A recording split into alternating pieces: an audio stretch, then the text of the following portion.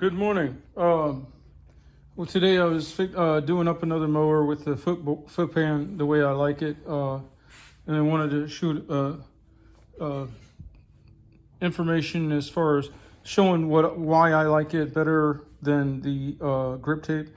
Usually when I'm doing it to a mower that's already has worn through the powder coat where your feet are and stuff. So to do it properly, or like in this case, to put on new grip tape, you see you would have to get that smooth for it to stick properly, you know, and then that goes there and this goes there. And okay, so I would use this like on a mower I was reconditioning to sell. I don't use it on my mowers. I prefer to make these raised bumps.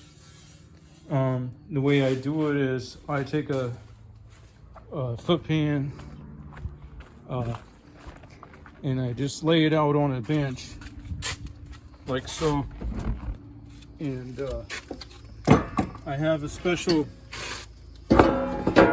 framing square that's been cut down such that it fits in here. Well, it did before this was swaged. And then because it fits in there, I use just this thing, you know, on either side, mark out a line, mark out my whole grid, just by stepping it down, step it down, step it down, step it down. Okay, I don't know if I'm explaining this properly, but you see the width of the thing makes my grid. And then, well, it actually does fit in there, but when you do swage, so then, I'm sorry, this is not going, the explanation is not coming through right. But after I mark out the grid, then I take a set punch and I hit every place where I want to make a hole, and then I drill a little tiny pilot hole. I don't go all the way through, just a little bit. Then I drill out the holes with the annular cutter on the mag drill. All in all, it takes about an hour. So in the time that it takes me to prep out one of those to put the grip tape down, basically I can have this done and it's back on the machine ready to use. But it lasts longer. Now I did save up to demonstrate, I did save a couple holes to be done, okay? So you can see actually the swaging process or step of it. So basically I just have a lug nut from a car and a bolt, and then this is a BMX stump peg they put on the front of the BMX bike, and you know, it just goes like that. And then right here, for instance, I want to do this one still needs done, and then this one up here. So I put it in there, I get it squared up, centered up, and then I use the impact.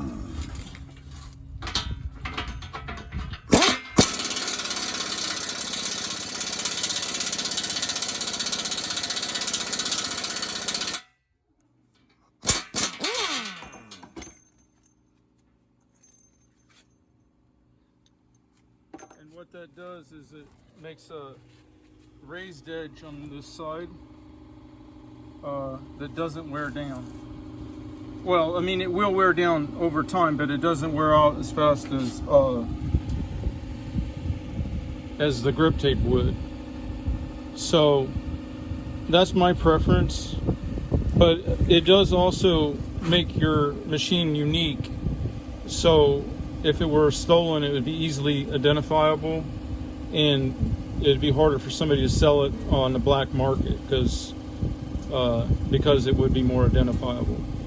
So then after I get this one done, it's going on to this other machine, and then that will probably end up being my preferred 72-inch mower, except for one problem with it. Sometimes I don't have a success on everything that I try to do to make the machines better. But the problem that I still have with this one, this 72, is the way I designed my secondary foot lift, it doesn't jog out. So I'm gonna have to go cut another chassis and make it so it jogs out. I'm gonna cut this one off. And the reason this is a problem is because that foot peg, it's always in the way when you want to lift the foot pan out of the way. I thought I could deal with it, but with this C-clip or whatever it is, taking it off, but it's too much of a pain. So I'm just gonna go cut another one of these lift bars off of another chassis and then weld it on here. And that will be another unique identifier on this mower, that if it ever was stolen, that would make it very hard for somebody to refute that it was mine.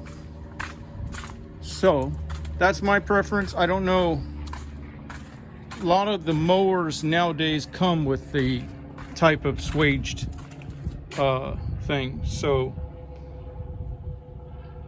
it may not be an issue for everybody, but on these older hustlers, that's one of the things that I do not like, because once it gets wore down like this, it gets really slippery. All right, y'all have a good day.